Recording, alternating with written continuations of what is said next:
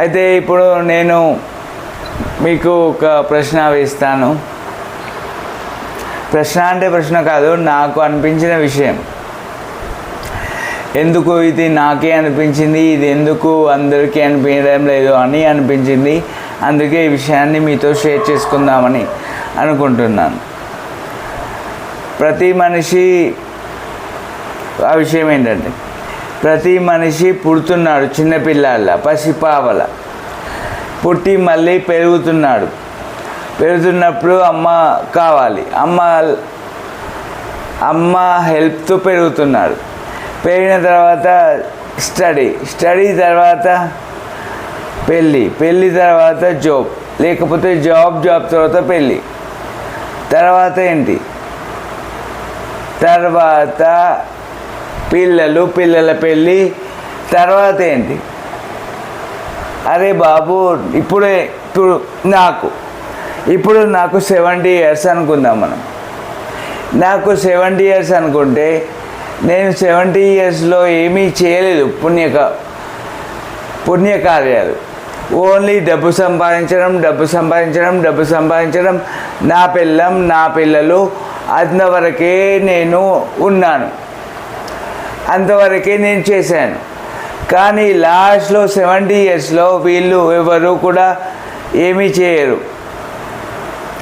వాళ్ళ కోసం ఇంత పెద్ద బంగ్లాలు కంటిపెట్టి, ఇంత ఆస్తులు సంపాదించి పెట్టిన నేను, నా జీవితానంతా త్యాగం చేసిన నేను, ఏ పుణ్యకార్యము చేయను నేను, నెక్స్ట్ ఏమవుతుంది, తర్వాత జరిగేది ఏంటి? తర్వాత అరే బాబు నీకు 70 years అనుకుంటే 80 yearsలో అలా చనిపోతావురా అయ్యా అంటారు. 80 yearsలో చనిపోయినప్పుడు భార్య వస్తుందా? రాదు. పిల్లలు వస్తారా? రారు. ఆస్తులు వస్తాయా? నేను జీవితాంతం కష్టపడి సంపాదించి కూడబెట్టుకున్న మనీ వస్తుందా? రాదు. ఇల్లు వస్తుందా? రాదు. భూములు వస్తాయా? రావు. ఏమీ రావు. కానీ వాటి పేరు మీద రిజిస్ట్రేషన్ మాత్రం నాది ఉంటుంది. ఆ రిజిస్ట్రేషన్ నేను చనిపోవడంతో కొడుకు ఏం చేస్తాడు, నా డెత్ సర్టిఫికేట్ తీసుకొని వాడి పేరు మీదకి మార్పించుకుంటాడు. అలాంటి ఏది మీరు ఆలోచించండి. పుట్టినప్పుడు ఏమి తీసుకొని రాము, ఉత్త చేతులతో వస్తాం. చనిపోయినప్పుడు ఇన్ని ఆస్తులు సంపాదించుకున్నాక కూడా ఉత్త చేతులతోనే వెళ్తాం. కనీసం ఈ రింగు కూడా రాదు. మరి దేనికోసం రా బాబు ఇంతగానం సంపాదించుడు? మరి ఏమొస్తుందా, మనం చనిపోయినప్పుడు ఏమొస్తుంది మనతో అని మీరు అడుగుతారు. ఓకే,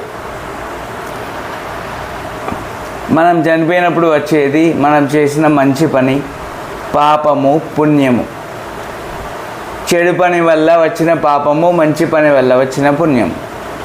అవి రెండు మాత్రమే వస్తాయి. నువ్వు సంపాదించుకొని కూడబెట్టుకున్న ఆస్తులు రావు, నీ ఇల్లు రాదు, నువ్వు తాళి కట్టిన భార్య రాదు, నీకే పుట్టిన కుమారుడు కూడా రాడు. మరి దేనికోసం రా నువ్వు ఇంత కష్టపడి? దేనికోసం? నీకోసం వచ్చేది నువ్వు చేసిన మంచి, నువ్వు చేసిన పుణ్యము, నువ్వు చేసిన పాపమే. అవి మాత్రమే వస్తాయి.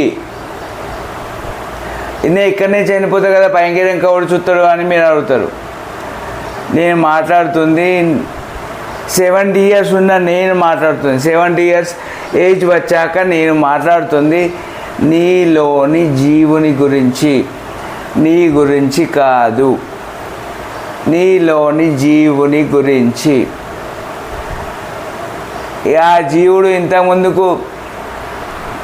ఇంతకుముందుకు ఒక 10 జన్మలనే అనుకుందాం. మనం చాలా లక్కీ అయితే మనుషులు లెక్క పుడతాం. మనం అంత లక్కీ అనుకుంటే, మనుషులమై పుట్టామనుకుంటే 10 జన్మల్లో కూడా మనం మనుషులమే అనుకుంటే, ఆ 10 జన్మల్లో కూడా నువ్వు 10 మందికి కొడుకువి, 10 మందికి భర్తవి, 10 మందికి తండ్రివి. వాళ్ళెవరూ రాలేదు. ఈ జన్మలో కూడా అంతే, ఎవరూ రారు. నీతో వచ్చేది నువ్వు చేసిన మంచి, నువ్వు చేసిన చెడు, పాపము పుణ్యము. అందుకే నేను చెప్పేది ఏంటంటే దీని పేరేంది, మనీ వెనకాల పడడం కాకుండా కొంచెమైనా పుణ్యాన్ని చేసుకోండి. గుడికి వెళ్ళండి, దేవునికి మొక్కండి. ఫోటోలు తీయడం, ఫోన్లు మాట్లాడడం కాదు. గుడికి వెళ్ళండి, దేవునికి దర్శనం చేసుకోండి, జపం చేసుకోండి. ఎంత మంచిది అంటే అంత మంచిది. నీతో వచ్చేది నువ్వు చేసుకున్న పుణ్యమే. ఒకవేళ నువ్వు చేసుకున్న పాపం ఎక్కువ ఉంటే నిన్ను కాదు, నన్ను మామూలుగా కొట్టారు. ఎవరు కొడతారంటే యమభటులు నన్నే కొడుతుంటే పాపాలు చేసిన ఎవరినైనా కొడతారు అనే విషయం మీకు అర్థం కావాలి. పాప పని చేయాలి అంటే మనకు భయం ఉండాలి. మనం వీలైనంత వరకు పుణ్యకార్యాలే చేయాలి. వీలైతే గుడికి పో, లేదు అంటే ఒకరికి సహాయం చేయి. అది కూడా కాదు, నాకు టైం ఉండదు, నేను సంపాదించుకోవాలి అంటే, నాకు జాబ్ ఉంటుంది అంటే, నీకు జాబుకున్న టైము నీ పుణ్యానికి లేదు, నీతో వచ్చే పుణ్యానికి లేదు. ఇక ఎవడేం చేయలేడు, ఎవరు ఏం చేయలేరు. ఒకసారి ఆలోచించండి, ఎందుకు చెప్తున్నానో అర్థం చేసుకోండి. వీలైనంత వరకు మీరు అంటే నా ఫాలోవర్స్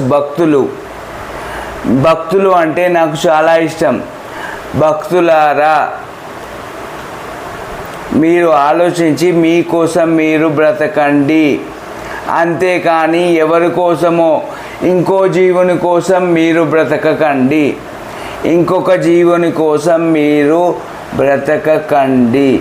మీ జీవుడి కోసం మీరు బ్రతకండి.